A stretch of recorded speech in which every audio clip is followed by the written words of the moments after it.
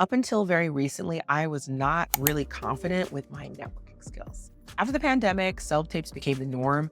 Auditions were happening from my living room, honestly, my bedroom, and I got really comfortable just staying home. But I realized that if I wanted to build the right connections and take my career to the next level, I had to start showing up. That's why I made a goal this year to put myself out there, attend more events, and meet people in person. One of the things that really pushed me to change was listening to an episode of That One Audition where they talked about how actors who book consistently aren't just talented, they also know how to build relationships. So I decided to test this out by going solo to BroadwayCon. I didn't just show up. I had a game plan. I prepped in advance, and let me tell you, it made a huge difference. Today, I'm sharing how I set myself up for success, what worked, what didn't, and how I pushed myself past my fear of networking. Let's get into it. So first things first, I made it to BroadwayCon, and let me tell you, the moment I walked in, I felt that huge energy shift. There's something about being in a room full of actors, Broadway lovers, and industry professionals that instantly reminds you of why you are in this business and love it so much. But as exciting as all of this was, I did have a moment of panic because I didn't know not a single person there. And the first instinct is pull out your phone and try to look busy. But I had to stop myself and remind myself that I had a game plan. I was prepared for this. So here's what I did before I even stepped foot into BroadwayCon. I printed out business cards with a QR code to my website and materials, so if I met someone, I could quickly give them everything they needed to know about me. I wore something I felt amazing in, hence the outfit I put on today, because these can be conversation starters, which is really great, but also it gives you that extra boost of confidence. I bought these Wicked-themed earrings as a conversation starter, and let me tell you, it worked. People immediately noticed and complimented them, which made interactions feel a little bit more comfortable. I researched the panels in advance and made notes and questions for the Q&A. I didn't want to just sit there. I wanted to engage with people. I challenged myself to talk to at least 5 people, to give my card out to at least 5 people. And I made it easier by asking things like, oh, did you come alone too? Or where are you from? Or is this your first time at BroadwayCon? A simple question like that can instantly create a great connection. This prep helped me feel confident and ready. So instead of feeling awkward and insecure, I felt ready to just enjoy the experience.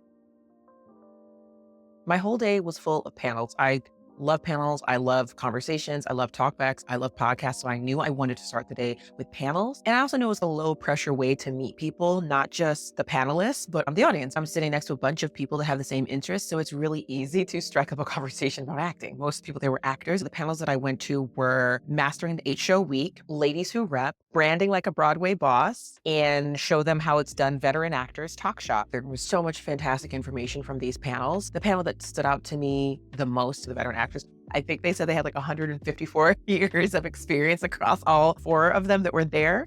They talked about, as an actor, how you are in an act of service. And I think that perspective was really valuable for me just because we often buy into the way the media and society kind of presents us as actors to be these sort of network hungry. I mean, I'm just telling you, I was nervous to even network, and having a candid conversation with a bunch of professionals that were like, it's an act of service. This is my gift, my responsibility to share that gift with the world. So that conversation resonated with me. And it was great because it was the last panel of the day, but every single panel was incredible and continued to reinforce that acting is about relationships, not just talent. It's about who you know, how you know them, and what kind of collaboration you want to build as an artist. And because I had researched and prepared, I asked really thoughtful questions at each panel. I had an opportunity to connect with the panelists and start other conversations with the audience members that were there with me. Networking can be intimidating, but it doesn't have to be. If you're ready to take your acting career to the next level, I've got 2 things to help. My free ebook, Jumpstart Your Acting Career on a Budget, packed with strategies to help you navigate this industry. And if you need personalized guidance, I'm here for you. I'm now offering one-on-one coaching sessions to help with networking, auditions, and career strategy. Download the ebook at whitneymcintoshjoseph.com/the NYC Actors Guide and book your one-on-one session at whitneymcintoshjoseph.com/coaching. Woo, that's a mouthful. All right, let's get back to it. So once the panel was done, then came the real challenge, which was networking. Had my little cards in my hand. I really pushed myself, and I got a chance to practice it 4 times because I went to 4 panels back to back. And every time I got nervous, I thought about what I learned in that fantastic podcast from That One Audition. In the interview with Sky P. Marshall, the podcast was just sharing that as actors, we think we always have to be the most interesting person, but be genuinely interested in other people as well, because that's how you start a conversation with them. So I focused on asking good questions. I shared my feedback and shared how much I enjoyed being a part of their conversation. And I shared that I had a YouTube channel. Love to have them on for an interview sometime. I met some reps, talked to them about the things that they shared in the conversations, and I gave them my card. I met some producers sitting behind me at the Veterans Talk Shop conversation. And they were like, yeah, we produced this show. By then I was like, here's my card. It wasn't a big deal at all because I was able to kind of break that ice. Okay, feeling pumped. Still was super nerve-wracking, but I gave my card out to 3 reps. So I did it. I did it. Going to the next thing, branding like a Broadway boss. Here we go.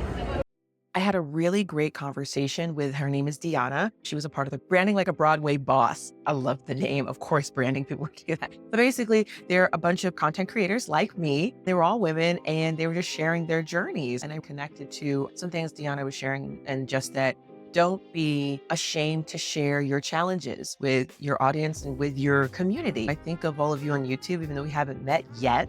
I hope we all meet one day as my community. And I wanted to be more transparent and share some of the challenges in addition to the tips and things that I've learned in this business as well. So it was eye-opening to see everybody just bearing it all and sharing so many personal testimonies. It was inspiring. It just continued to drive home that networking really is relationship building. I'm not expecting to book a job from these people. We're all just having a conversation. It's really about planting the seeds to get to know one another and build upon that in the future. By the end of the day, my biggest takeaway was this: networking is not about networking. It's about showing up, being present, and making real connections that build over time. The truth is, most actors struggle to network, and it's not because they don't know how to connect, it's because they don't know how to prepare. But if you go in with a game plan, it absolutely changes everything. And the best part, I actually had fun. I had a great time. Is it easy for you to put yourself out there? Do you have a hard time connecting with other people? Do you feel like embarrassed to reach out to other industry professionals? How do you normally handle your networking? Thanks so much for watching, and I'll catch you in the next one. Bye.